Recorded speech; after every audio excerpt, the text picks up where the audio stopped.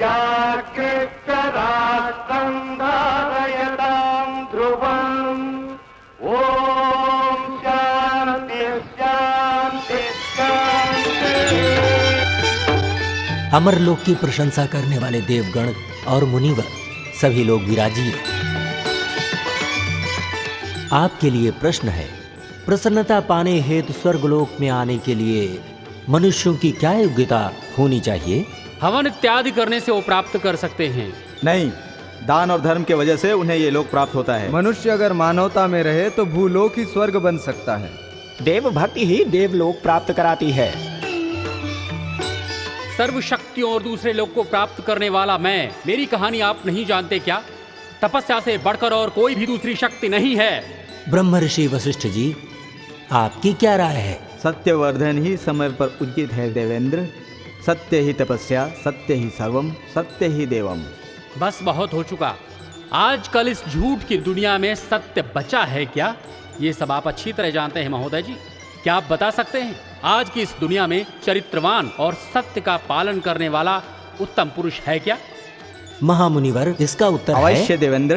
अहंकार में डूबे विश्वामित्र ने सत्य को साधना शुरू कर दिया है। ये मेरी ज्ञान नेत्र मुझसे कह रही है कि उनमें उत्साह जाग उठा है। इतना प्रचार करने की आवश्यकता नहीं है। वो है कौन? मेरा शिष्य अयोध्या के राजा हरिश्चंद्र। मेरा शिष्य पुरुषता, मानवता, मनुष्यता इन सब से आगे सत्यशीलन सच्चरित्र पुरुष है। अयोध्या का राजा हरिश्चंद्र राज्य करता है, इसका उसे अहंकार है। उसने भोग विलास में अपने आप को ढाल लिया है। आज्ञा पाकर करने वाला एक मामूली सा इंसान है, फिर भी आप उसे अपना शिष्य बनाकर उसकी बड़ाई कर रहे हैं। ये तो तुच्छ सी बात है महामुनिवर जी। क्या सारा विश्व नहीं जानता? विश्वामित्र जी, वो सामान्य मनुष्य सत्यता से कभी मुख नहीं फेरता। यह सत्य है, सत्य है, सत्य है। आपको आवश्यकता से अधिक विश्वास है क्योंकि वो आपका शिष्य है, इसलिए आप उसकी इतनी प्रशंसा कर रहे हैं। कोई भी मनुष्य सत्य का उपयोग करके भूलोक को नहीं जीत सकता। आपको विश्वास नहीं है तो उसकी परीक्षा ले सकते हैं। हाँ, मैं परीक्षा लूंगा देवेंद्र। ये मेरी शपथ है कि हरिश्चंद्र सत्यता को नहीं निभा पाएगा। ये मैं साबित करूंगा। सुनिए वशिष्ठ जी, हरिश्चंद्र मेरी परीक्षा में असफल होगा। असंभव। विश्वामित्र जी, सूर्य अपनी दिशा बदल सकता है परंतु हरिश्चंद्र अपनी सत्यता नहीं छोड़ सकता। वशिष्ठ जी, यदि परीक्षा में मैं विजयी हुआ तो? अपने वर्षों की तपस्या को मैं आपको अर्पण करके इस पराजय को गौरव से स्वीकार करूंगा। परंतु अगर आप पराजित हुए तो? मैं भी अपनी पूरी तपस्या आपको अर्पण कर महाराजा हरिश्चंद्र की जय जयकार करूंगा। और इतना ही नहीं, राजा हरिश्चंद्र के यश का धूमधाम से इतिहास में वर्णन करूंगा। इसलिए मुनिवर, जो वार्तालाप चल रही है, परीक्षा खत्म होने तक हरिश्चंद्र को पता नहीं लगनी चाहिए। नहीं पता चलेगी। आपकी सत्य शोधक की परीक्षा जब तक समाप्त नहीं होगी, मैं स्वर्गलोक से कहीं नहीं जाऊंगा। हरिश्चंद्र,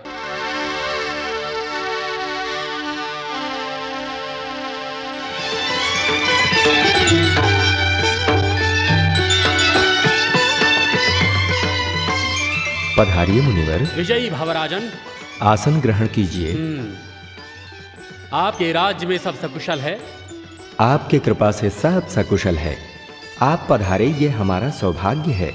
आइए विराजिए, मैं आपका स्वागत करता हूँ। मैं अपना स्वागत करवाने यहाँ नहीं आया हूँ हरिश्चंद्र। मैं यहाँ एक विशेष उद्देश्य से आया हूँ।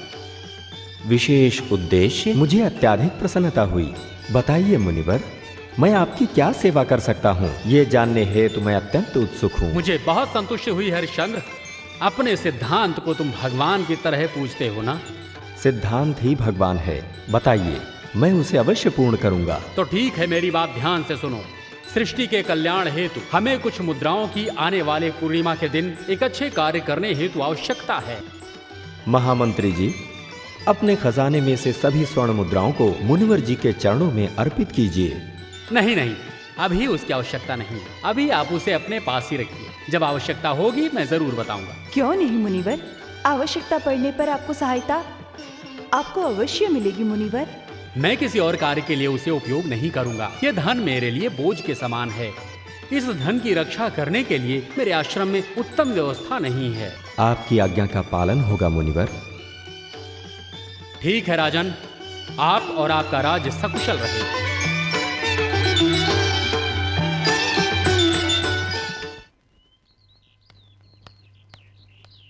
नक्षत्र,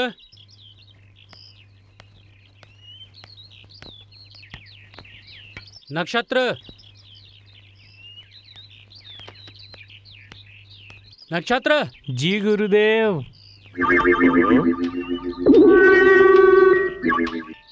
वहाँ ऊपर क्या कर रहे हो? मैं लकड़ी काट रहा हूँ गुरुदेव। लकड़ी काट रहे हो? हाँ। जिस प्रकार लकड़ी काट रहे हो उस प्रकार तुम नीचे गिरे तो तुम्हारी टांग टूट जाएगी। हाँ?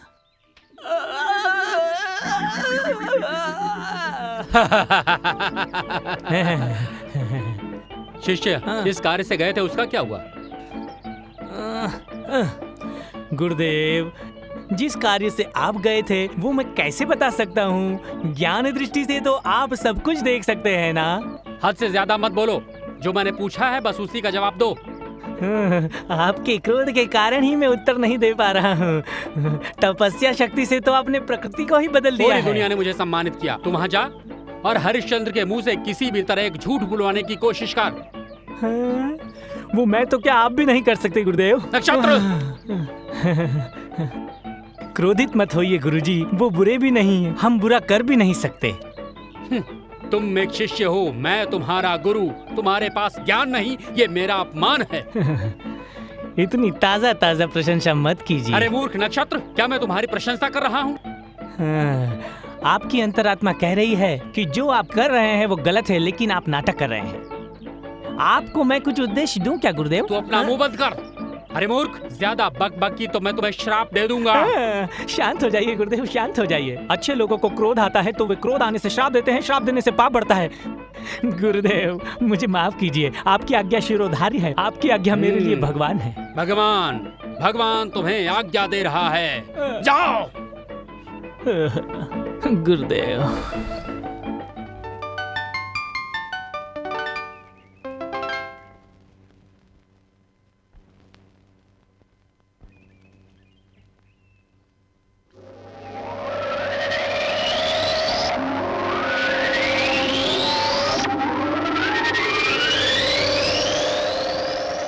अरे राजा हरिश्चंद्र, कितना ताकतवर है तुझे मालूम नहीं है। जो भी लोग उसे टक्कर ले चुके हैं कहते हैं उसके पास अद्भुत शक्ति है, भयानक। तुम जाओ और उसके प्राण लेकर ही लौटना। अरे हरिश्चंद्र, अब आग का गोला तुम्हारे ऊपर गिरने वाला है। जाओ, जाओ।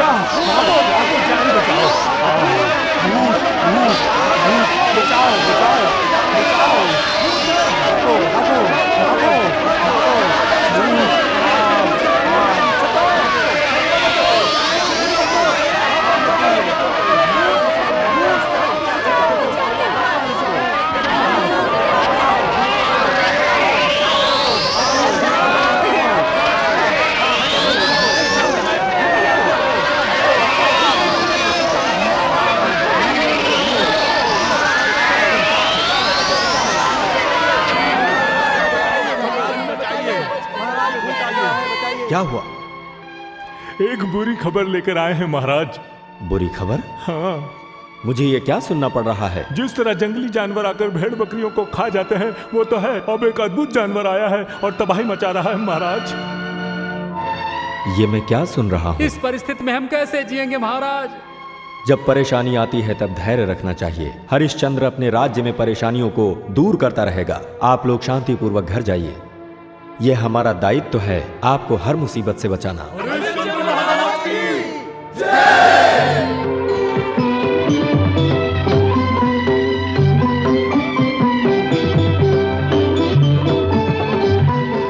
शिकार पे जाना जरूरी है क्या महाराज?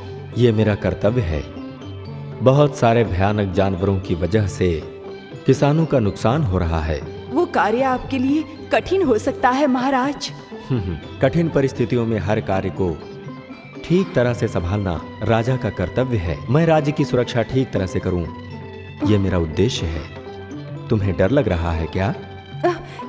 नहीं महाराज, इतने बहादुर शक्तिशाली हरिश्चंद्र की पत्नी हूँ मैं। मुझे भय कैसा। पिताश्री, आप शिकार पर जा रहे हैं? हाँ रोहिताश्व, मैं भी चलूंगा। खेलने वाले बालक शिकार पर क्यों? मैं एक राजा का पुत्र हूँ। कल के राजा को आज खेलने की भी आवश्यकता है। मैं प्रस्थान करता हूँ। चलता हूँ राजकुमार।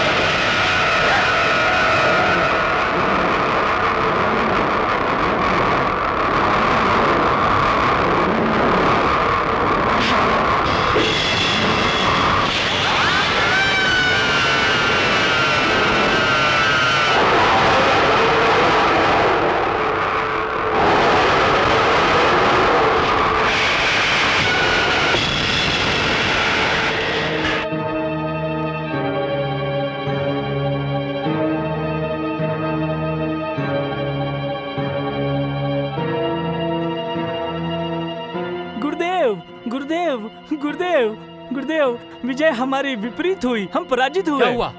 क्या हुआ क्या कहूँ, सब कुछ अनर्थ हो गया है गुरुदेव। सच है? हाँ गुरुदेव, उस हरिश्चंद्र के पास ऐसी शक्ति है कि गुरुदेव, जो कुछ भी आपने उत्पन्न किया था उन सबका उसने सर्वनाश कर दिया। ठीक है, अब तुम जाओ, इस कठिनाई को मैं स्वयं ही देखता हूँ।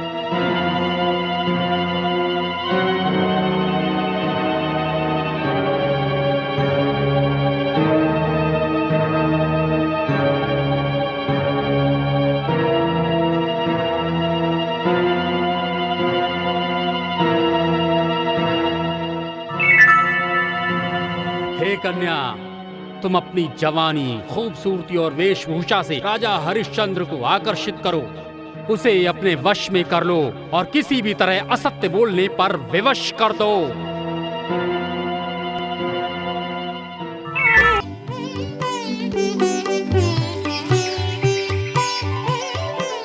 मेरे प्रिय, आपको हम ये अर्पण करते हैं। तुम लोगों का उद्देश्य मैं समझ गया। महाराज, आइए मधु के नशे में खो जाइए महाराज।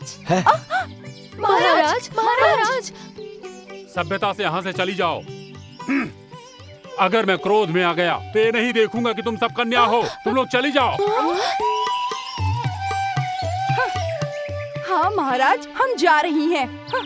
हमें तो यहाँ विश्वामित्र जी ने भेजा था महाराज। अपमान करने का दंड तुम्हें अवश्य मिलेगा, अवश्य मिलेगा।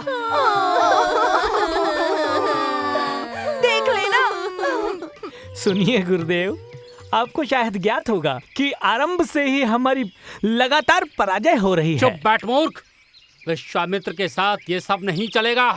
फिर भी आप जैसे तपस्वी कैसे घबरा सकते हैं? परंतु ये एक कड़वा सच है कि हरिश्चंद्र जैसा मनुष्य आपसे जीत जाएगा गुरुदेव। घबराओ नहीं, ये परीक्षा का अंत नहीं, ये तो आरंभ है। अगर मुझे विजय प्राप्त करनी है तो मुझे स्वार्थी बनने में भी किसी तरह का संकोच नहीं होगा। ये अन्याय है गुरुदेव। ये जंग आपके और वशिष्ठ जी के बीच है, तो महाराज हरिश्चंद्र को क्यों दंड दे रहे नहीं, हैं? ये तो एक कठिन परीक्षा है। हाँ, सत्य हमेशा कड़वा होता है। आपकी परीक्षा का परिणाम ही आपको परेशान कर रहा इस है। अग्नि को तेरे उद्देश्य की आवश्यकता नहीं है। अब चाहे आंधी आए या तूफान, विश्वामित्र की ये सत्य की परीक्षा अब रुक नहीं सकती है। सामान्य मनुष्य को परीक्षा देनी पड़ती है, इससे मैं उनका चरित्र निर्माण कर रहा हूँ। गुरुदेव, अपनी परीक्षा के समय अपनी पुरानी जानकारियों को याद रखिए। भयानक प्राणियों को आप भेजे थे, क्या हुआ? सब जलकर राख हो गए। बस करो, गुरु की अवहेलना छोड़कर उसका आदर करने वाले शिष्य बनो। ओहो, लटों में गांठ पड़ गई। इस गांठ को निकालते वक्त मैं कहाँ फंस गया? अगर जोर जबरदस्ती करके मैं इस गांठ को छुड़ा देता हूँ तो मैं पापी हो जाता हूँ, अगर नहीं छुड़ाता हूँ तो सबसे अच्छा मौन। गुरुदेव का मतलब दंड देने वाला है। नहीं नहीं नहीं, मेरे गुरुदेव मेरी माँ के समान हैं, एक पिता के समान और एक देवता के समान हैं। बचाइए महाराज, बचाइए। बचाइए बचाइए का क्या तात्पर्य है? दुराचार कितना फैल चुका है राजा हरिश्चंद्र के राज्य में। ये सब तो हमारा भाग्य है महाराज।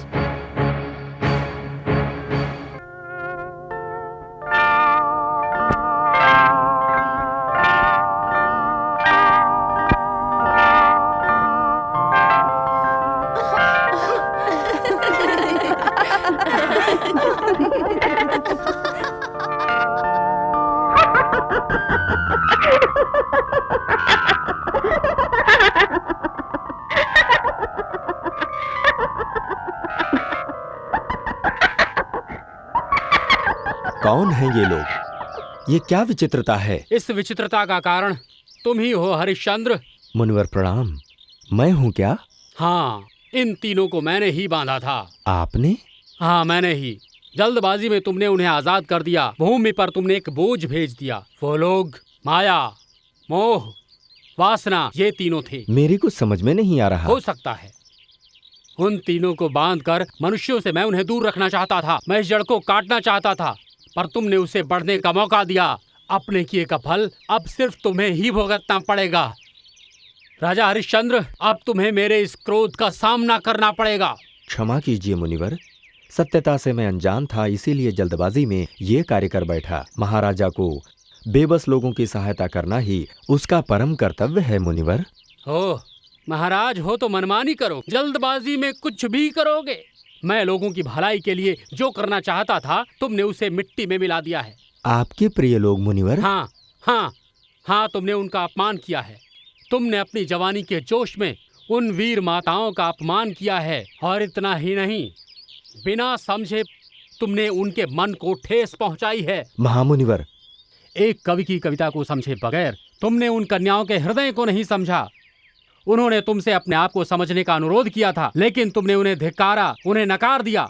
तुम राजा नहीं, मनुष्य नहीं हरिश्चंद्र, तुम्हें उन्हें स्वीकार कर लेना चाहिए था। महर्षि, मैं आपसे विनती करता हूँ, आप जो दंड देंगे मुझे स्वीकार है, परंतु एक स्त्री की आबरू के साथ खिलवाड़ करना इस राजा को शोभा नहीं देता। मैं ये करने में समर्थ नहीं हूँ। मैं अपने पुरखों के बताए हुए मार्ग पर ही चलने का प्रयास कर रहा हूँ। मुझसे ऐसा कदापि संभव नहीं है। वो कलश को संभालने वाले पत्थर नहीं हैं, वो सुंदर कन्याएं हैं। शर्म को छोड़कर जब उन्होंने तुमसे आग्रह किया तो तुम्हें उन्हें क्यों धिक्कार दिया? अगर उनका अपमान करने पर मुझे नर्क प्राप्त होता है तो मैं उसमें स्वर्ग के आनंद का अनुभव करूंगा। बहुत हुआ। विश्वामित्र को तुमने समझने में भूल की है। आपको समझना मेरे वश की बात नहीं। महर्षि, संपत्ति और साम्राज्य क्या है, आप मेरे प्राण भी मांगे तो भी अर्पित कर दूंगा। ओह, कर पाओगे क्या? ठीक है, देखता हूँ। तुम्हारा ये गिरा हुआ साम्राज्य कहने में और करने में बहुत अंतर होता है।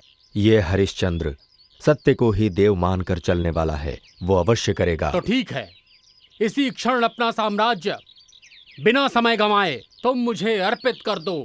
सूर्य देव को साक्षी मानकर, देवताओं को साक्षी मानकर सत्यनिष्ठा से अपना साम्राज्य आपको सौंपता हूँ। जय हो हरिश्चंद्र। कर्तव्य का पालन करने वाले तुम ही हो।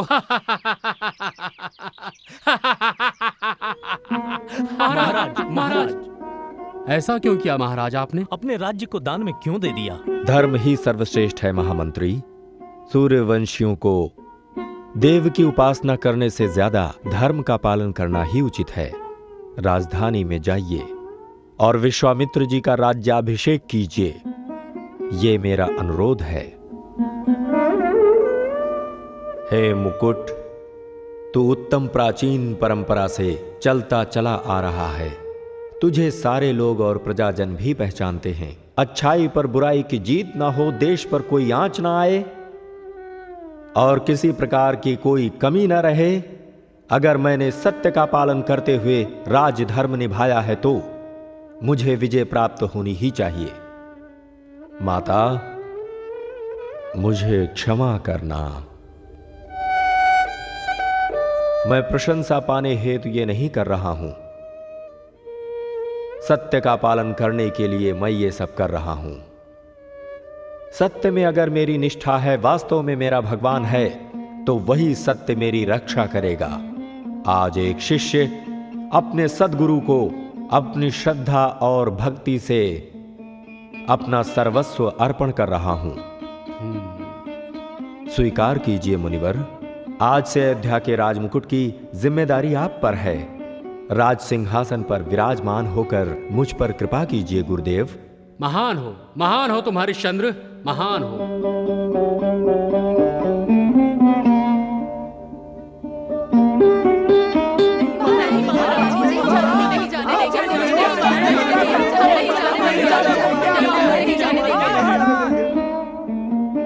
अयोध्या नगर के मेरे प्यारे निवासियों, महाज्ञानी विश्वामित्र जी को राजमुकुट मैंने अर्पण किया है।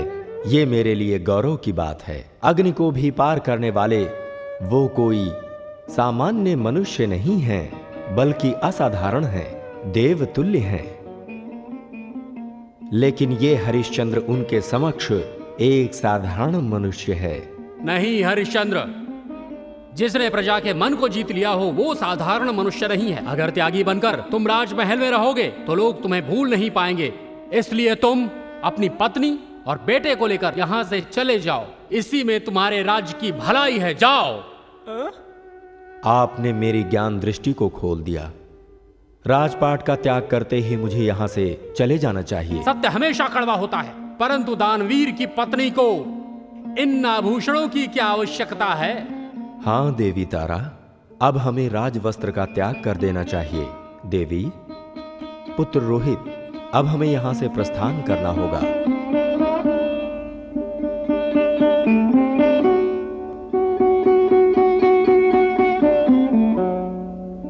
महाराज, महाराज,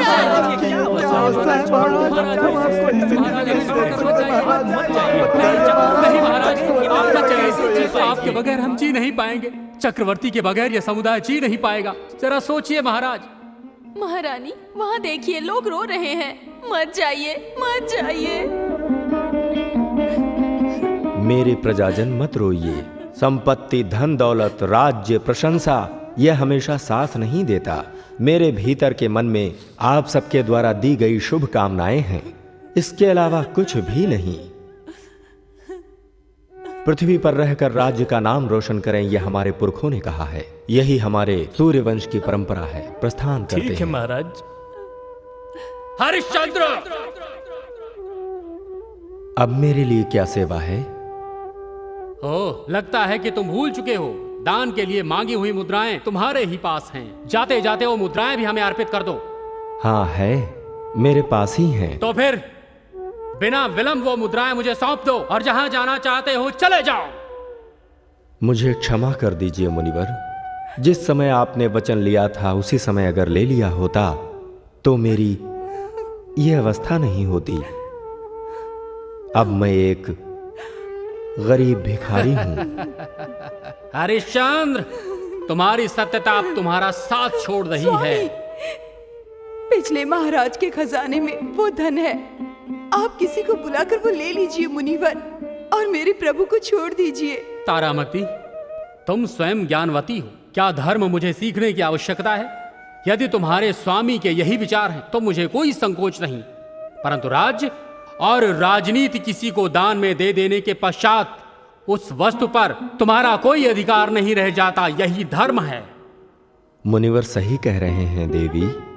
राज्य को दान में देने के बाद उस पर हमारा अधिकार नहीं रह जाता। गरीब होकर भी तुम्हारी बातें राजा की तरह हैं। क्या कोई कह सकता है कि अब तुम राजा नहीं रहे? क्षमा कीजिए मुनिवर, आपका जो ऋण मुझ पर शेष है वो चुकाने के लिए भूला नहीं हूं मैं। क्यों इतना चिंतित हो रहे हो? मैं तुम्हें 1 महीने का समय देता हूं। कुछ भी करो, लेकिन मेरा ऋण मुझे लौटाओ। मुनिवर, समय देने के लिए आपको बहुत बहुत धन्यवाद। तुम्हारे साथ मेरा प्रिय शिष्य नक्षत्र भी जाएगा। जो धन तुम मुझे देने वाले हो वो धन समय पर हमारे शिष्य को दे देना। हाँ, मैं एक बात तो भूल ही गया। ये एक साधु है इसके भोजन में किसी प्रकार की कमी न रहने आपकी पाए। आज्ञा का पालन होगा। हम प्रस्थान करते हैं। आयुष्मान भव। नक्षत्र, कहिए गुरुदेव। तुम जाओ, हरिश्चंद्र की परछाई बनकर उनके साथ रहना और उन्हें सत्य की राह से विचलित करते रहना। यदि वो रोए, गिड़गिड़ाए तो भी दया मत दिखाना। एक प्रश्न है गुरुदेव, कृपा करके आप सुनेंगे? ऐसा कौन सा प्रश्न है? ऋषि वशिष्ठ के आश्रम में रहने वाले शिष्य गुरु मार्ग पर चलकर वेद वेदानम विज्ञान विज्ञानम गुरुजी से पढ़ रहे हैं, परंतु मैं गलत मार्ग पर जा रहा हूं। नक्षत्र, गुरुदेव को हरिश्चंद्र के मुंह से असत्य बुलवाना है और मैं उस पर उनका साथ दे रहा हूं। नक्षत्र, यदि मैं अपने लक्ष्य में विजयी हुआ तो वशिष्ठ मुनि की महाविद्या क्या, तुम्हें उससे भी बड़ा ज्ञानी बनाऊंगा। जाओ, मैं जो कहता हूं वो करो। वैसा ही होगा गुरुदेव। मैं आपके तलवार की ढाल हूं गुरुदेव। आपने मुझे आगे किया, मैंने वह रोक लिया। वैसा ही होगा। ये लीजिए।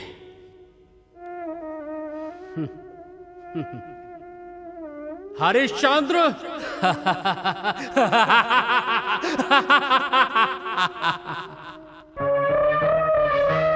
मेघारे सुनो, सत्य की ये यात्रा है कठिन, सत्य की ये यात्रा है कठिन, सत्य को कायम रखना कठिन है। होगा क्या बताएं आने वाला समय, यात्रा है कठिन सत्य की ये, होगा क्या बताएं आने वाला समय।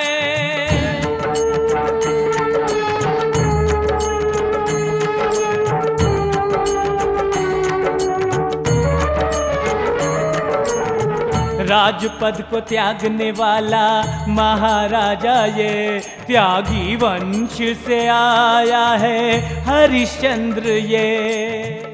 कैसी ये कठिन परीक्षा, कैसा कठिन समय, जिंदगी में इसकी ये आया कैसा समय। अब मुझसे एक कदम भी नहीं चला जाएगा स्वामी। गरीबों के दुख दर्द को समझो।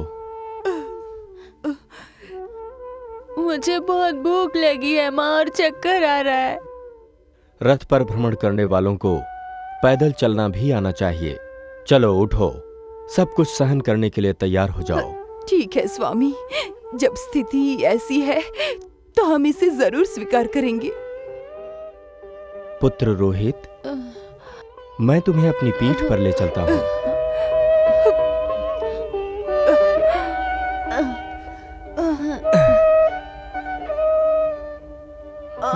बहुत बढ़िया है। छोटे से बालक को तो तुमने उठा लिया है। मैं समझ नहीं पाया। नहीं समझ में आ रही है? उसी का पैर दुखता है, मेरा पैर नहीं दुखता क्या? मेरे भी पैर दुख रहे हैं। क्रोधित मत होइए, आप बताइए मैं क्या करूं? मेरे पैरों में छाले पड़ गए हैं, अब मैं नहीं चल सकता। थोड़ा धीरज धरिए। सहन भी नहीं कर सकता, चल भी नहीं सकता हूँ। तो फिर आप बताइए मैं क्या करूं? मैं क्या बताऊं? मुझे उठाओ, बच्चे को नीचे उतार दो।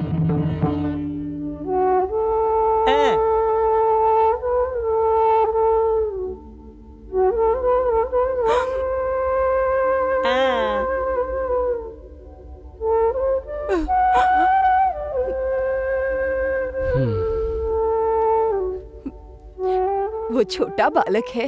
हाँ, वो छोटा बालक है, पर मैं बड़ा बालक हूँ। बोलती हो बड़ी, चलो उठाओ।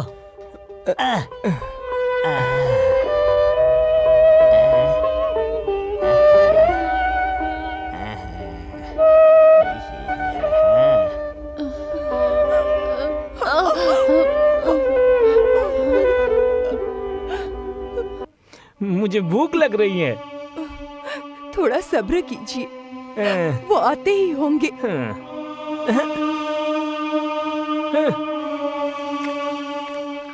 माँ, रानी माँ, सब तुम्हें कहते हैं। इस तरह रहोगी तो चलेगा क्या? कैसे चलेगा? सच झूठ, अगर एक झूठ बोल दोगी तो सब मुक्ति पा जाएंगे और तुम्हारी समस्या भी हल हो जाएगी। नहीं नहीं, मेरे स्वामी को इतना कष्ट मत दीजिए। मैं आपके भोजन के लिए कुछ करती हूँ।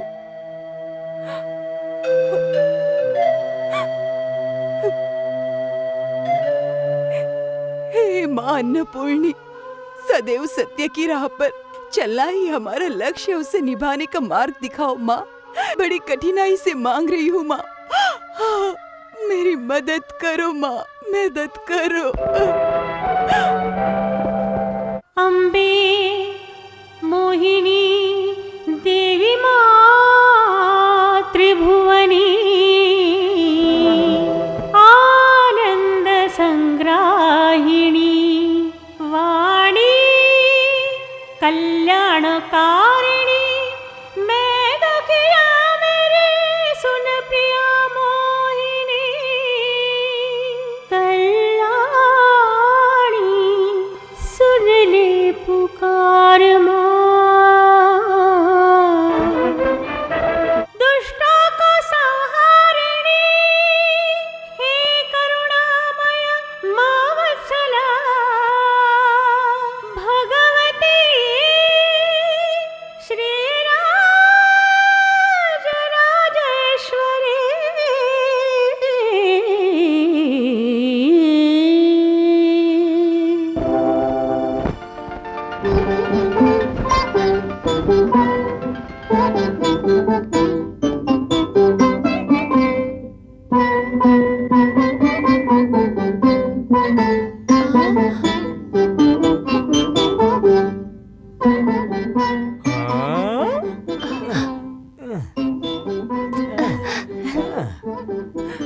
माता 4, 10, 14, 25, अरे बाबा गिनती नहीं हो रही या ये सब मेरा है, ये सब मेरा है।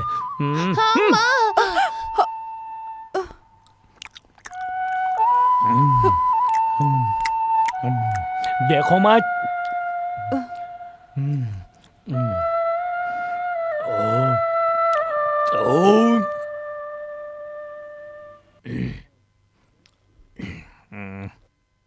ये लो रोहित बेटा, खा लो। हाँ? हाँ? अच्छा रुको, ये लो, अब तुम तो खा लो। कृपा करके जिद ना करे, जब तक वो नहीं खाते हम दोनों नहीं खा सकते हैं। उसके खाए बिगड़ तुम रह जाओगी, देखता हूँ।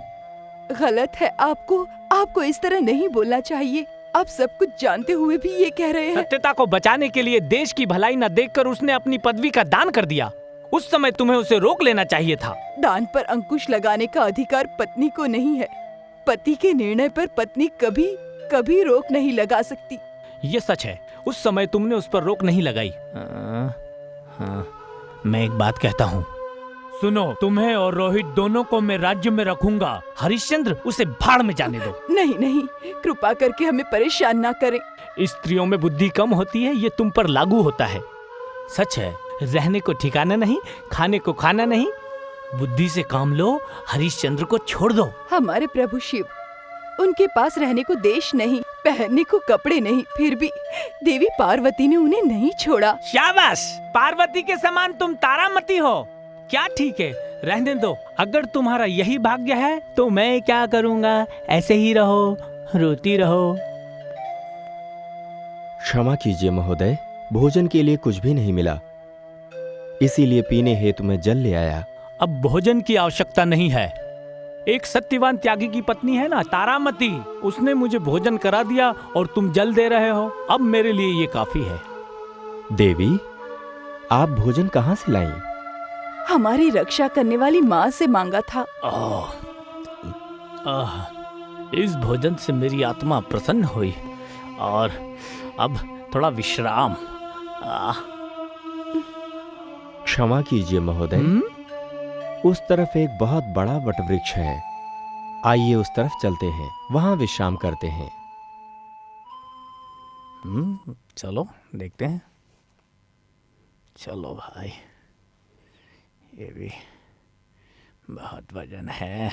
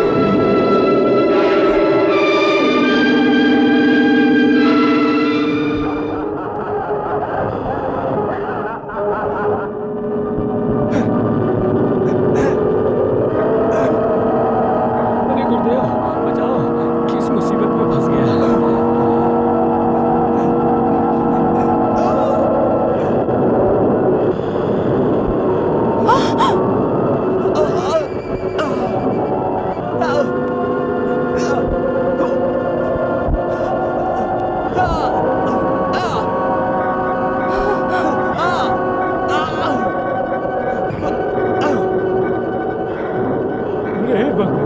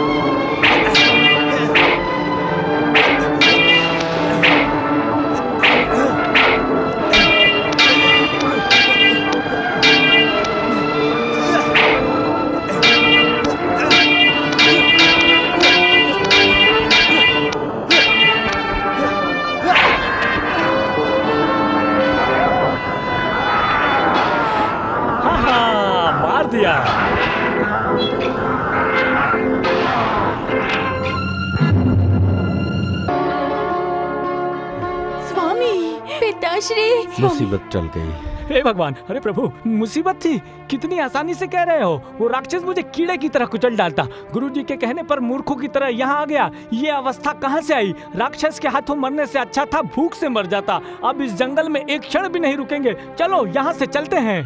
अब चिंता की कोई बात नहीं है महोदय। नहीं नहीं, परेशानी टली भी नहीं और ये शरीर सहन भी नहीं कर पाएगा। मुझे छोड़ दो, मैं जा रहा हूँ। भैया, अरे संग आने का इतना बड़ा दंड, मुझे विश्वास नहीं, बिल्कुल विश्वास नहीं। मुझे जाना ही है, मैं जा रहा हूँ।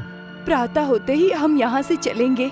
नहीं माँ नहीं, तुम भी धन्य हो, तुम्हारे पति भी धन्य है। जितनी जल्दी हो मैं ये जगह छोड़ देता हूँ। शीघ्र चलते हो तो चलो, नहीं तो मैं चलता हूँ। आओ, हम सब भी चलते हैं।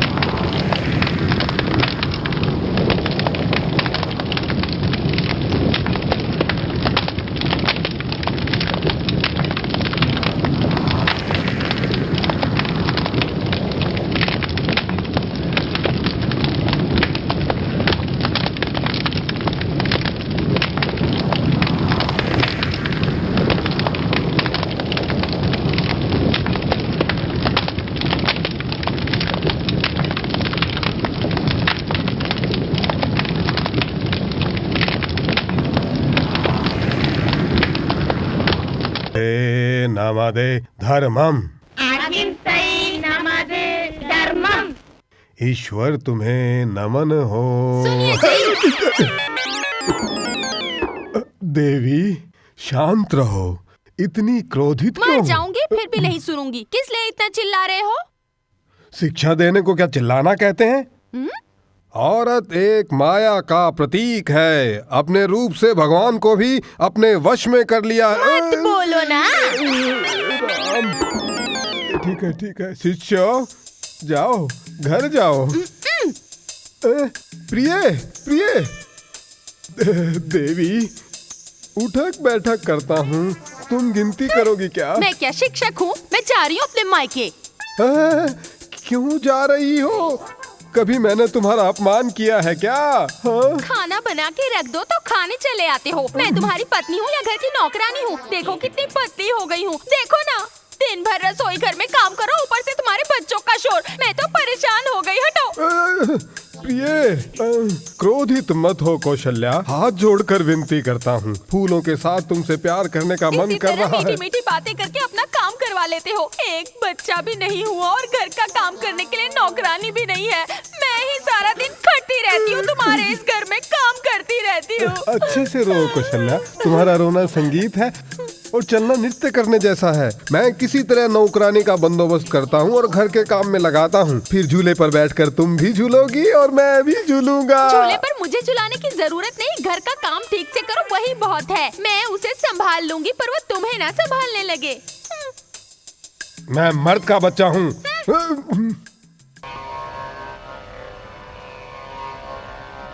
गंगा तरंग रमणीय जटा कलापम गौरी निरंतर विभूषित वाम भागम नारायण प्रियम अनंग मदापहारम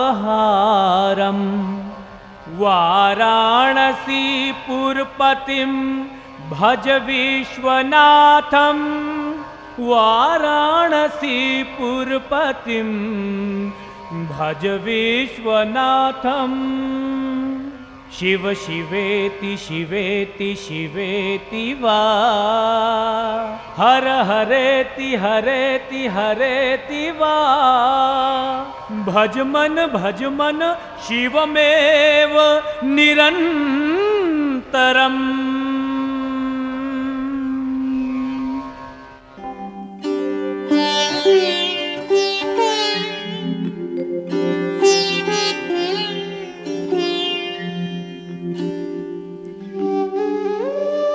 अति उत्तम महाराज, अति उत्तम। परेशानियों में डूबे रहने के कारण गुरुदेव को दिया हुआ वचन भूल गए क्या?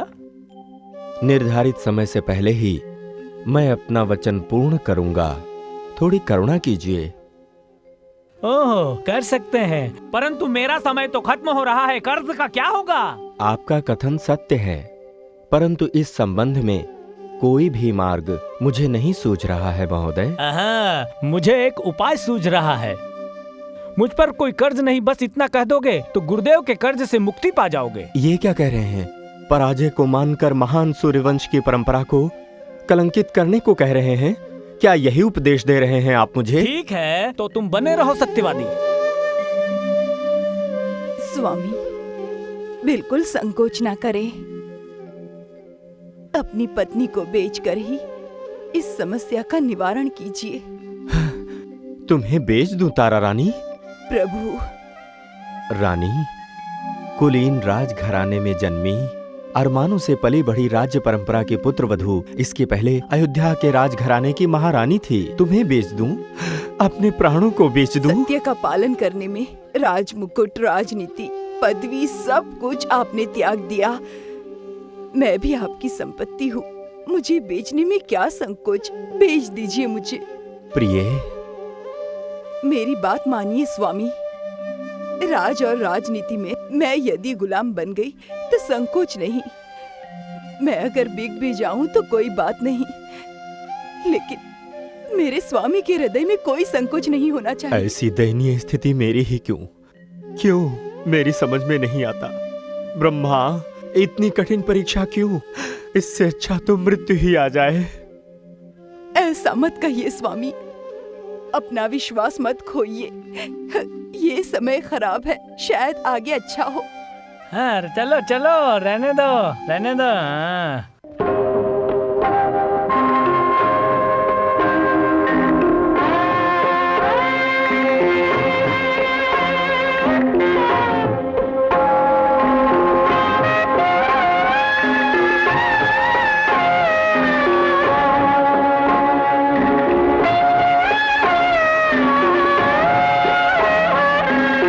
लाख सोने की मुद्राएं हैं। जितने लाख सोने की मुद्रा दूंगा उतने लाख मेरी बीवी मुझे जूते मारेगी। नहीं, मैं नहीं दूंगा, मैं नहीं दूंगा। महोदय, सज्जन लोगों की तरह मैं आपकी पत्नी की सेवा करूंगी। तुम्हें देखकर मुझे दया आ रही है, लेकिन मेरी बीवी मुझे मार डालेगी। नीलकंठ, मुझे कहाँ फंसा दिया? मुझे आप खरीद कर मेरे पति को कर्ज से मुक्त कराइए। ठीक है। शिष्य। क्या गुरुदेव? मुद्राएं दे दो। ठीक है गुरुदेव। ठीक है, चलो मेरे साथ। अपने जीवन में मैंने ये कठिन अवस्था कभी नहीं सोची थी स्वामी। जा रही हूँ। मैं जब तक आपके साथ थी तब तक, अगर मुझसे कोई गलती हो गई हो। प्रिय,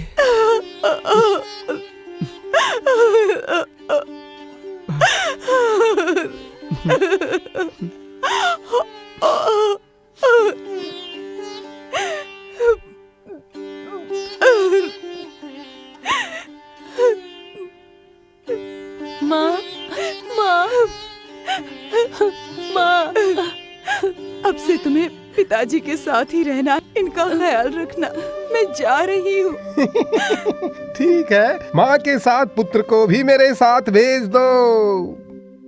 ये उचित न्याय नहीं है महोदय। पत्नी को मैंने बेचा है, बेटे को नहीं बेचा। हाँ? पुत्र का भी अलग भाव है क्या? अच्छा व्यवहार करते हो तुम महोदय। हाँ, चल मेरे साथ। पिताश्री, माँ, माँ, पिताश्री।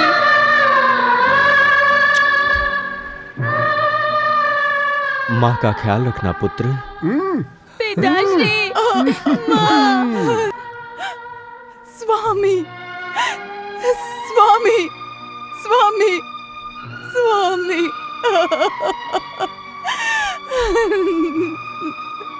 देवी, ये रोने का समय नहीं, ये समय तो त्याग का है। सत्य के लिए, सत्य धर्म का पालन के लिए तुम्हें जाना होगा। बालक रोहित को संभालना होगा। विधाता के इस नाटक में हमें हर वेश को स्वीकारना होगा।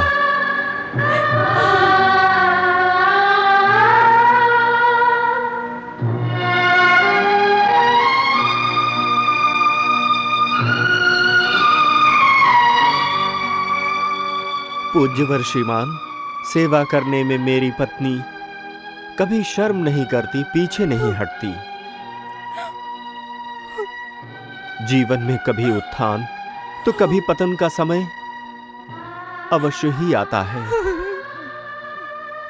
कल तक ये एक महारानी थी, आज से आपकी दासी है। चला।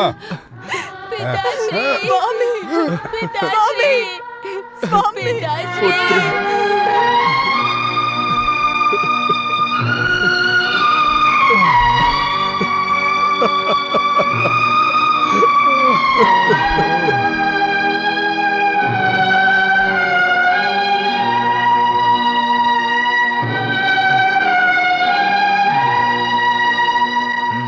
अपनी पत्नी को पुकारता हूँ, न जाने किस रूप में आए।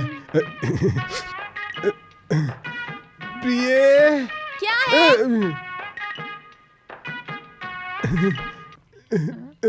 देखो ना कौन आया है। ये दोनों यहाँ क्या करने आए हैं? तुम्हारी सेवा के लिए। ये क्या काम करेगी? मुझे इतनी जवान नौकरानी की आवश्यकता नहीं है, तुम्हारी सेवा करने आई है। कोई बुड्ढी नहीं मिली क्या? ऐसा मत सोचो प्रिय, मैं राम के सिद्धांतों का पालन करने वाला हूँ। बूढ़ी होती तो काम नहीं कर पाती, इसलिए मैंने इसीलिए ये सुंदरी मिली, काम तो करेगी नहीं, महारानियों की तरह राज करेगी, राज। नहीं नहीं, अब जो कहेंगी मैं वो सब काम करूंगी। सब काम करोगी? मैं पूछती हूँ, ये छोटा बंदर कौन है? गाय के साथ बछड़ा भी आया है। बछड़े की कोई कीमत नहीं देनी पड़ी मुझे। चालाक बनते हो। बछड़ा रहेगा तो चारा भी ज्यादा खाएगी ना? नहीं मालकिन, मुझे एक को दिया हुआ खाना हम दोनों को हो जाएगा, हम ज्यादा नहीं मांगेंगे। मांगोगे तब भी नहीं दूंगी। जाओ जाके काम करो। क्यों जी, कितने दाम दिए इसके? 1 लाख सोने की मुद्राएं। लाख मुद्राएं थी। सोना क्या मिट्टी के भाव हो गया है? दिमाग है कि नहीं? तुम्हें तो मैं अभी बताती हूँ। सोने की मुद्रा लाख के बराबर, अभी बताती हूँ। ये लो, ये लो, ये लो। आया मजा? नारायण नारायण नारायण नारायण नारायण नारायण। स्वामी, मुझे अनुमति दीजिए, मैं जा रहा हूँ। जा रहे हो? कहाँ जाओगे? गुरुदेव को जो चुकाना था वो चुका दिया क्या? पत्नी को बेचकर दिया धन कम पड़ गया। बिना विचार किए नहीं बोलना चाहिए। जो दे दिया उसे संभाल कर रख दिया। वो गुरुदेव का है, उनका हिसाब बराबर। अब मेरी दक्षिणा का क्या दोगे? ये दक्षिणा तो मेरी है। अब गुरुजी को क्या दोगे? बोलो। क्या करूं? मेरे गुरुदेव का कर्ज लौटा दो और मुक्त हो जाओ। ये आपको उचित लग रहा है क्या? अब मेरे पास कुछ भी नहीं बचा है, राज्य भी नहीं, और अपनी धर्मपत्नी को भी मैंने बेच दिया। अब मैं बिल्कुल बेसहारा हूँ। क्यों? तुम भले चंगे हो और समय भी तुम्हारे पास है। अपने आप को ही बेचकर अपने सत्य का पालन करो, या फिर? हाँ, मैं इनकार नहीं कर सकता। इनकार करने का कोई कारण ही नहीं। अपने कर्ज के लिए आप मुझे भी बेच दीजिए, स्वर्ण मुद्राएं प्राप्त कीजिए। यह हरिश्चंद्र कहीं भी बिकने के लिए पूरी तरह तैयार है। तो ठीक है, चलो मेरे साथ। सुन लो नगरवासियों, ध्यान से सुन लो। ऐसा मौका फिर नहीं आएगा सज्जनों। ये गधे की तरह आपके घर का सारा काम करेगा। ये बहुत शक्तिशाली है, खरीद लीजिए, इसे बेच रहा हूँ। कौन यहाँ पे गुलाम है? अरे अरे, क्या बदबू है। ये देखो, इसे ही बेचने जा रहा हूँ। बेचोगे? किसको? इसको? अभी मुझे कुछ दिखाई नहीं दे रहा है। हाँ, क्या तुम अंधे हो? क्या तुम खरीदोगे? तुमको मालूम नहीं मैं कौन हूँ? मैं प्रेतों का महाराज हूँ। महाराज हो? तुम पहले नशे से बाहर आकर फिर मुझसे बात करो। पैसा दोगे तो भी तुम्हें नहीं बेचूंगा। जाओ, पीछे मुड़े बगैर चले जाओ। गुलाम बिक रहा है, आओ आओ। जो गधे की तरह काम करेगा ऐसे आदमी को बेच रहा हूँ। चिल्लाओ मत महाराज, मैं यहाँ खड़ा हूँ। तुम लोगों को क्यों बुला रहे हो? कौन खरीदेगा इसे? राजा हो तुम? यह हट्टा कट्टा आदमी मेहनत से काम करेगा और वफादारी भी करेगा। थोड़ा भाव इसका ज्यादा है, सिर्फ 1 लाख स्वर्ण मुद्राएं। अच्छा? हाँ, और 1 रुपया भी कम नहीं करूंगा। हेलो लाख। लो पूरे लाख मुद्राएं। मैं क्या बोलूं आपको, मैंने जाना नहीं। ये लो आपका गुलाम, ले जाओ। इधर आ।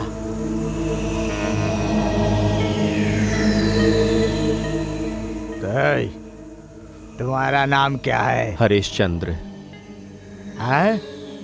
हरिश्चंद्र? अयोध्या का महाराजा? नहीं, तुम अब से मेरे गुलाम हो। आज से तुम शमशान के पहरेदार हो। ये लो पकड़ो। ये कंबल भी पकड़ो। ला दे ये पानी की मटकी। चलो रे।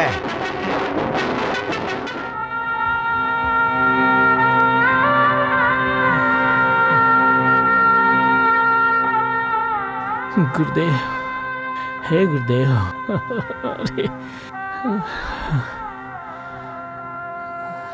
सदपुरुष मुनि, इस गरीब का प्रणाम स्वीकार कीजिए। इस बीच इतने दिन आप मेरे साथ रहे, मुझसे भूल हुई हो तो क्षमा कीजिएगा। हे भगवान, भले मनुष्य की ऐसी अवस्था। राज्य को चलाने वाला राजा हरिश्चंद्र आज शमशान का पहरेदार है। हे भगवान, और इस कठिन परीक्षा में मैं भी शामिल हूँ। मनुष्य के पद को ऊंचा उठाने वाले भगवान, मुझे क्षमा करना। बीते हुए कल को भूल जाएं और धैर्य से काम लें। मेरे लिए सत्य वचन पालन ही मेरे जीवन की सबसे बड़ी पूंजी है। जो कुछ भी कर्ज अयोध्या निवासी हरिश्चंद्र पर था, उसने उसे चुका दिया। अब मैं अपनी राह पर जा रहा हूं। इस राह पर भी मैं हमेशा अपने सत्य का पालन करता रहूंगा। हे महाराज, तुमने अपनी अंतर आत्मा से कितने कष्ट और कितनी तकलीफें सही, कितनी गंभीर अवस्था आई कि आप अपनी पत्नी और बेटे को भी बेचने पर विवश हो गए, और मैं कितना पापी हूं, आपको शमशान वाले के हाथों बेच दिया। मेरे पापों का प्रायश्चित नहीं है महाराज। इतने चिंतित मत होइए। आपको गुरु द्वारा बताए मार्ग पर ही चलना चाहिए। यही आपके लिए उचित है। अपने आप को महान समझिए। महोदय, विधाता के होने को भला कौन टाल सकता है? ब्रह्मदेव के इस नाटक के हम सभी पात्र हैं। महाराज विश्वामित्र को इस गरीब का प्रणाम, मेरा सद प्रणाम। आपका सत्य मार्ग और आपका त्याग कभी खत्म नहीं होगा। आपको प्रणाम है, आप धन्य हैं, धन्य हैं। महोदय, आप मुझे महाराज कहकर लज्जित ना कीजिए। चलता हूँ। अब आप यहाँ से चले जाइए। चलता हूँ महाराज। आप सत्य को निभा रहे हैं और सत्य ही आपकी सहायता करेगा।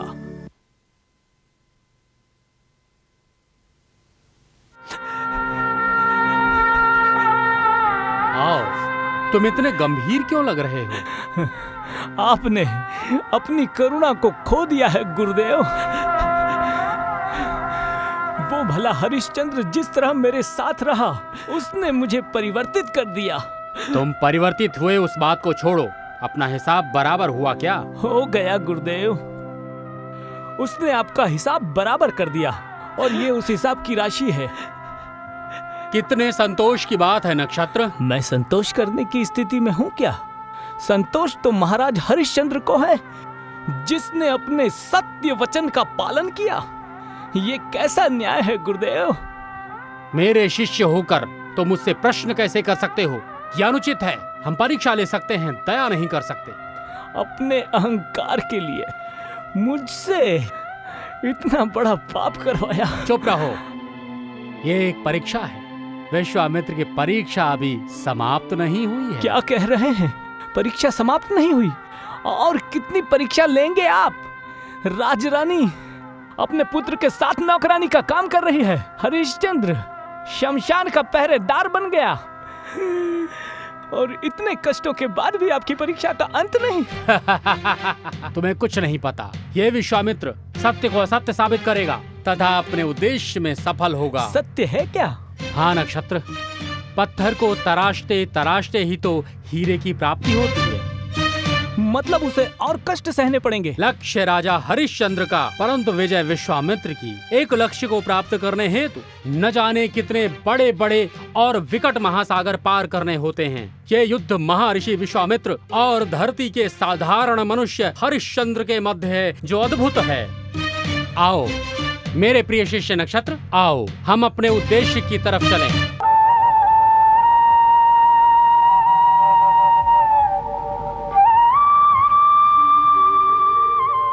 महारानी, बर्तन साफ किए, कपड़े धोए, बाकी का काम क्या मुझे करना पड़ेगा?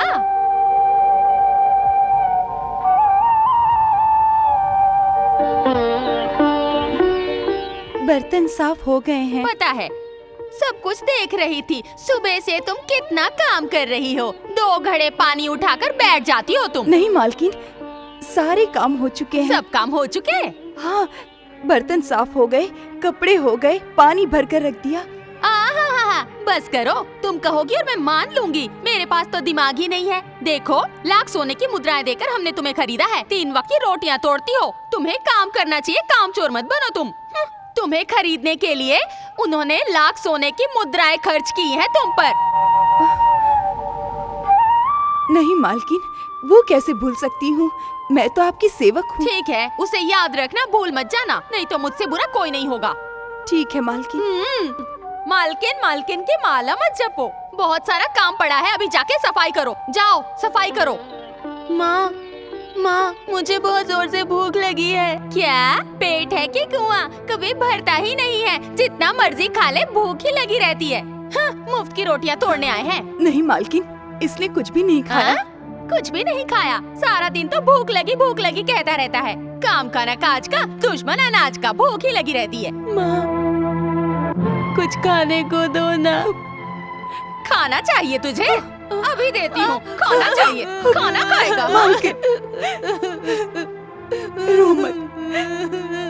रो मत बेटे, थोड़ा सा सहन कर लो। रो मत बेटा रोहित। ये रोने का नाटक बंद करो। यहाँ रहने भी नहीं मिलेगा, खाना भी नहीं दूंगी। जाओ यहाँ से, जहाँ जाना है जाओ, जाओ यहाँ से। मुझे मारिए, डांटिए, बोलिए, पर इसे कुछ मत कहिए। मैं सहन नहीं कर पाऊंगी। मैं भी सहन नहीं कर पाऊंगी। सारा खाना ये खा जाएगा तो हम क्या खाएंगे? कौन देगा खाना? इसका नाना देगा। मैं बताती हूँ इसे। खाना चाहिए, खाना चाहिए। चल तुझे बताती हूँ। हाँ, खाना चाहिए तुझे? भूख लगी है? इधर आ, मैं कहती हूँ इधर आ। तुझे मैं खाना देती हूँ। हाँ, खाना चाहिए तुझे? हाँ, अभी बताती हूँ तुझे मैं। ये ले, खाना खाएगा? भूख लगती है तुझे? ये ले और ले। खाना मांगता है, जब देख लो भूखा रहता है। ये ले और ले। अब बताती हूँ तुझे, अब लगे भूख। ये ले और ले। रोहित,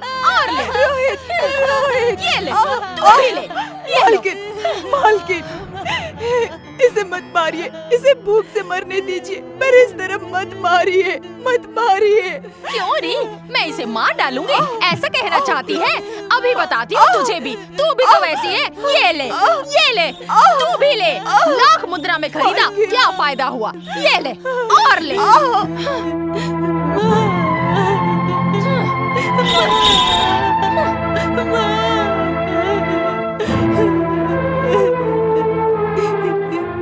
हे भगवान, तुझे दया नहीं आती?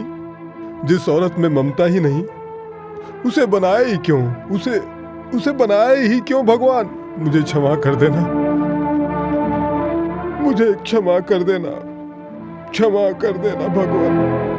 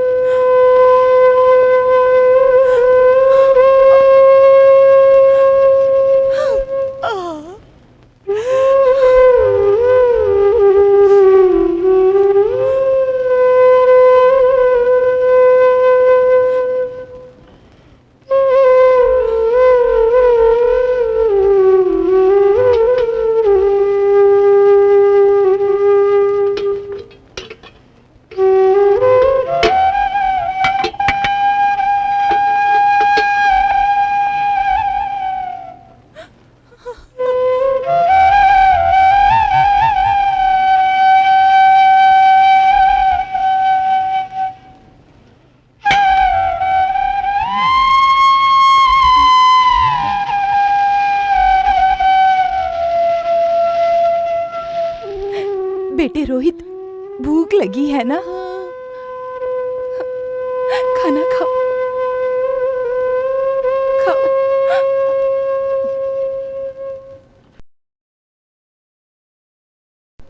ओहो, पिछवाड़े आकर चोरी से खाना खिला रही है। इतनी हिम्मत? अभी बताती हूँ। हाँ, क्यों क्रोधित होती हो भगवान? खाने दो ना, बचा हुआ खाना तो है। किस लिए? छोटा बालक है ना। छोटा बालक है, लाख मुद्रा देकर खरीदा है इन दोनों को। अपने गुस्से को यहाँ क्यों दिखा रही हो? क्या? चलो। खा लो।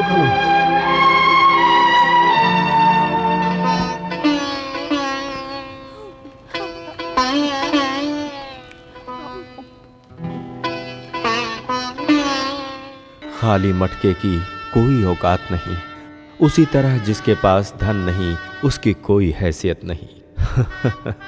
शव को जलाते जलाते हाथों में छाले पड़ गए। यहाँ पर किसी की सेवा कर रहा हूँ, परंतु आने वाला कल मेरी राह देख रहा है।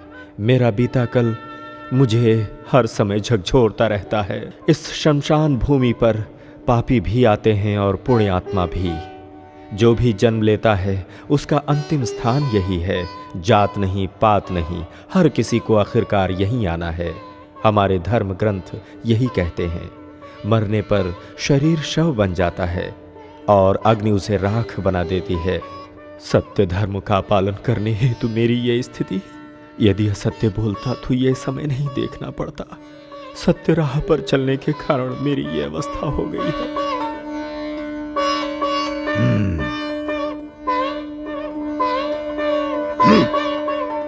इतने दुखी और उदास क्यों हो? कुछ नहीं प्रभु। खुश हुआ। तुम्हारे ऊपर मुझे दया भी आती है और सम्मान भी आता है। सभ्यता से भी रहते हो और मेरे मन को भी समझते हो। जो हुक्म देता हूँ शुद्ध मन से काम करते हो। ये तो मेरा कर्तव्य है। मालिक की सेवा करना मेरा परम धर्म है। मैं खुश हुआ। तुम्हारा घर बार, तुम्हारे बीवी बच्चे की याद तुम्हें नहीं आती क्या? जल्दी बताओ। हाँ। इस भूलोक पर कुछ भी कायम नहीं है। प्रभु का हिसाब भी कितना विचित्र है। जिसे जैसा दिया है उसे वैसा ही प्राप्त होगा। वो पत्थर की लकीर है। ऋषि राजा बनता है और राजा निर्धन। इस तरह की विषम परिस्थिति क्यों इस भूलोक पर इतने पात्र निभाने पड़ते हैं? किस समय, किस वेश, किस नाटक को, किस मनुष्य को करना है, इसका अंतिम निर्णय उसके ही हाथों में होता है। त्र्यंबकम यजामहे सुगंधिम पुष्टिवर्धनम उर्वारुक्मिम बंधनान मृत्योर्मोक्षयमामृतात्। नमः शिवाय। तुम पूजा घर में क्यों आए? चलो बाहर जंगल में जाओ। जंगल में जाने से डर लगता है। डर लगता है? 3 वक्त की रोटियां तोड़ते वक्त तो डर नहीं लगता तुम्हें? मार भूल गया पिछली? क्यों रे? पेड़ की तरह बड़ा हो जाएगा और राजा की तरह जीना चाहता है तू? जानता है ना, लाख मुद्राएं देकर तुम दोनों को काम के लिए खरीदा है हम लोगों ने। जानता हूँ माँ। तुम्हारा क्रोध शांत हो गया? ठीक है। हे भगवान, कैसी भारियां मिली है।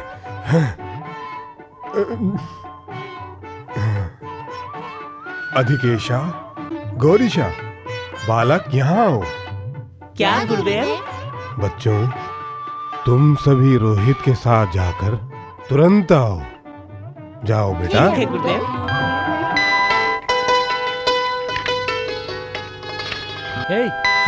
उठो।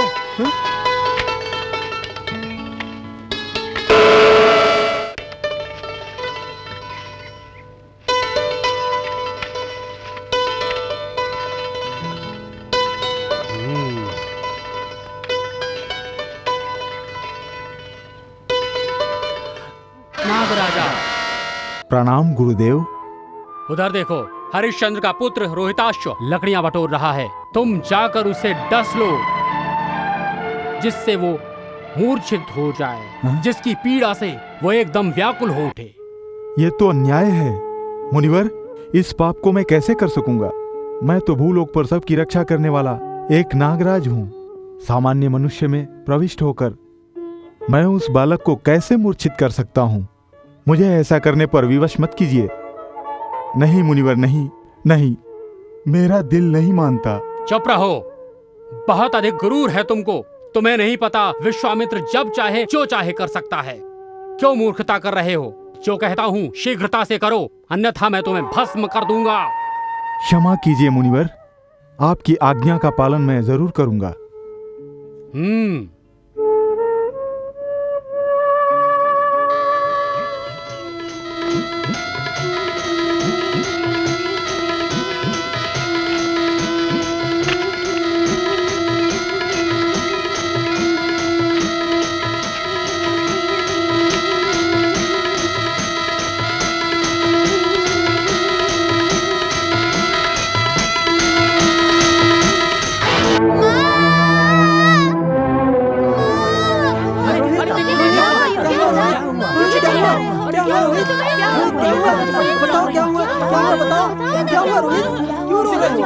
मुझे सांप ने डस लिया।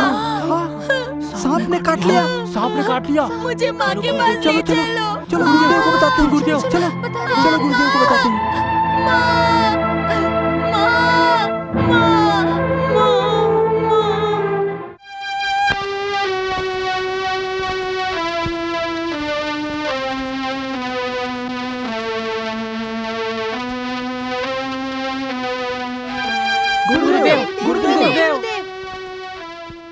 देखा बच्चों, आप लोग यहाँ। रोहित कहाँ है? उसे सांप ने काट लिया।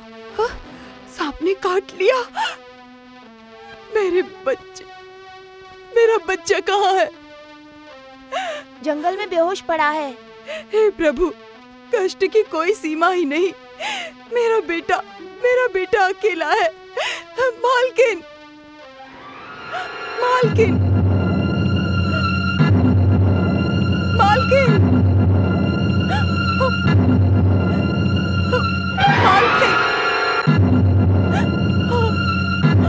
मालकिन, मालकिन, मेरे रोहित को सांप ने काट लिया है। मुझे उसे देखने जाने दीजिए। चुप रहो, तुम झूठ बोलोगी और मैं मान जाऊंगी। इतनी कठोर मत बनिए मालकिन, इस अभागन पर दया कीजिए। एक बार अपने बेटे को देखने जाने दीजिए मालकिन, जाने दीजिए। ये सब नहीं चलेगा। ऐसा बोलकर तुम दोनों यहाँ से भाग जाओगे। नहीं, मैं नहीं फंसूंगी। लाख सोने की मुद्राएं दी है, नुकसान होगा। प्रिय, मैं हूँ ना, फिर क्यों चिंतित हो रही हो? जाने दो उसे, जाओ, लेकिन लौट के जल्दी आना। हाँ,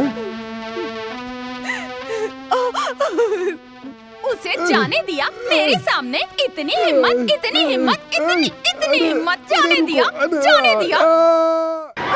रोहित, रोहित, रोहित बेटा,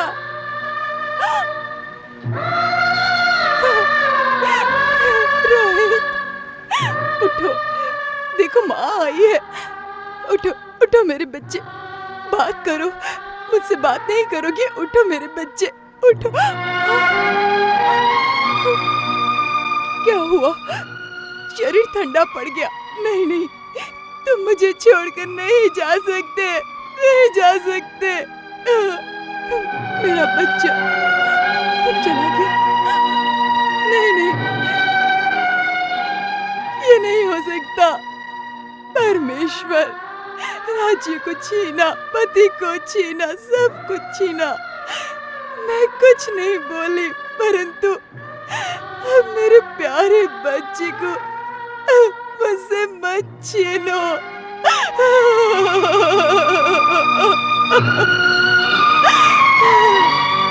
मेरे बच्चे, उठ जाओ, मुझे देखो, बात करो मुझसे। मुझसे बात नहीं करोगे तो मैं कैसे जीऊंगी? मैं मर जाऊंगी। मेरे बच्चे, बच्चे उठो, बात करो ना। मैं कैसे जीऊंगी तुम्हारे बिना? मैंने तुम्हें पाला है, बड़ा किया। बात करो मुझसे, नहीं बोलोगे क्या? मुझे छोड़कर मत जाओ। इन्हीं हाथों से तुम्हें पाला है। मेरी चिता को आग दोगे ऐसा सोचा था। सत्य के यज्ञ में मैंने सहायता की, पर तुम्हें नहीं बचा पाई। भूल गई मैं, माफ कर दो।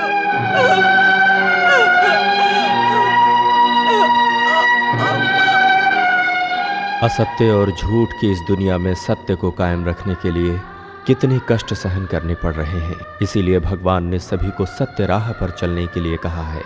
मैं दुनिया को एक उदाहरण देना चाहता हूँ, इसीलिए अब तक मैंने असत्य वचन नहीं कहा। सत्य को संसार ने भुला दिया है। विश्व में हर किसी को सत्य राह पर ही चलना चाहिए। कठिनाइयाँ अब मेरे पास मत आओ, अब बस करो, मेरा पीछा छोड़ दो। सो जाओ प्यारे, ओ मेरे राज दुलारे, कैसे हो कैसे तुम सो गए, कैसे दुर्दशा हुई तुम्हारी, गर्भ में आए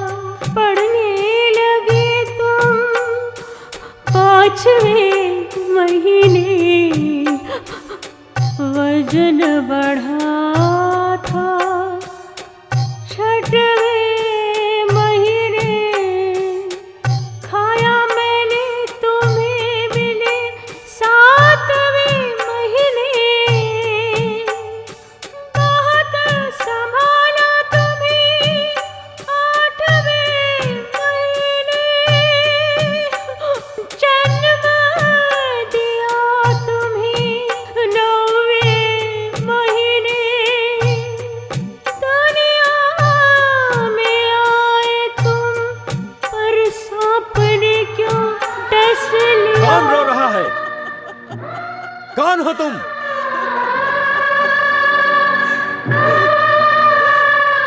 मुझसे कुछ मत पूछिए, मुझे जन्म ही नहीं लेना चाहिए था। मैं पापी हूँ। क्या इस शमशान में तुम अकेले यहाँ पर रो रही हो? तुम्हारा यहाँ पर कोई सगा संबंधी नहीं आया क्या? नहीं, हमारा कोई रिश्तेदार नहीं। मैं एक अनाथ और बेसहारा हूँ, कोई नहीं हमारा। ये शव किसका है? मेरी कोख से इसने ही जन्म लिया है। मेरा पुत्र है ये। आज मुझे छोड़कर चला गया। रो मत। शमशान भूमि का किराया देकर हम इस शव को जला देते हैं। बाकी का सब कार्य तुम मुझ पर छोड़ दो देवी। पर मेरे पास तो कुछ भी नहीं है। मैं कहाँ जाऊँ? मेरे पास एक फूटी कौड़ी भी नहीं। मैं यहाँ सेवक हूँ, मुझे तुम पर दया करने का अधिकार नहीं है। मालिक का जो आदेश है उसके विरुद्ध जाकर मैं किसी प्रकार की तुम्हारी कोई सहायता मैं नहीं कर सकता। आदेश, अधिकार एक अनाथ के लिए भूल जाओगे तो दया होगी मुझ पर। शमशान भूमि पर दया की कोई जगह नहीं होती, परंतु ये तुम्हारी आवाज मेरी पत्नी की लग रही है। क्यों ये बदलाव कैसा? ये परीक्षा तुम्हारी है या मेरी है? ये भगवान से पूछिए। मेरे भगवान, मेरे प्रभु कहाँ है मैं भी नहीं जानती। ये हमारा प्रथम पुत्र है, इसे मैंने तब से प्राप्त किया है और सभी को मैंने प्राप्त किया, पर इसे खो दिया। तुम्हारी कहानी मेरी अंतरात्मा को छू गई है, इसीलिए इंसानियत की वजह से मैं तुम्हें छूट देता हूँ। मेरे हिस्से का कपड़ा और चावल तुम मुझे मत दो, परंतु मेरे मालिक को मुझसे प्राप्त होने वाला जो किराया है उसमें 1 रुपया भी छूट मैं नहीं दे सकता। ये मेरे अधिकार में नहीं। परंतु मेरे पास तो देने के लिए कुछ भी नहीं है। पर तुम्हारे गले में मंगलसूत्र तो है। अगर तुम्हारे पास थोड़ी भी सभ्यता है तो उसे बेच दो और यहाँ का कर चुका दो। मंगलसूत्र मेरा सुहाग है, मुझसे पूछ रहे हो? तारामती, स्वामी तारामती, प्रभु,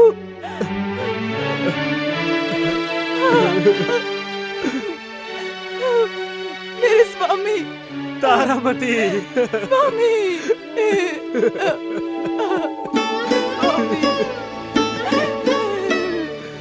कैसे हो? ये कैसा मिलन है? देखिए स्वामी, अपना पुत्र रोहित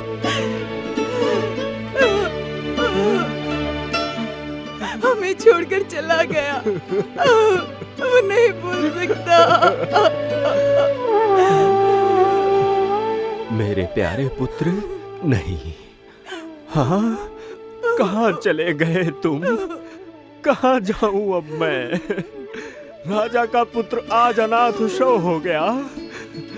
सत्य पालन करने पर किसी परिवार की ऐसी दुर्दशा होती है, ये कहाँ का न्याय है दाता? लोगों पर दया दिखाने वाले आज रो रहे हैं भगवान।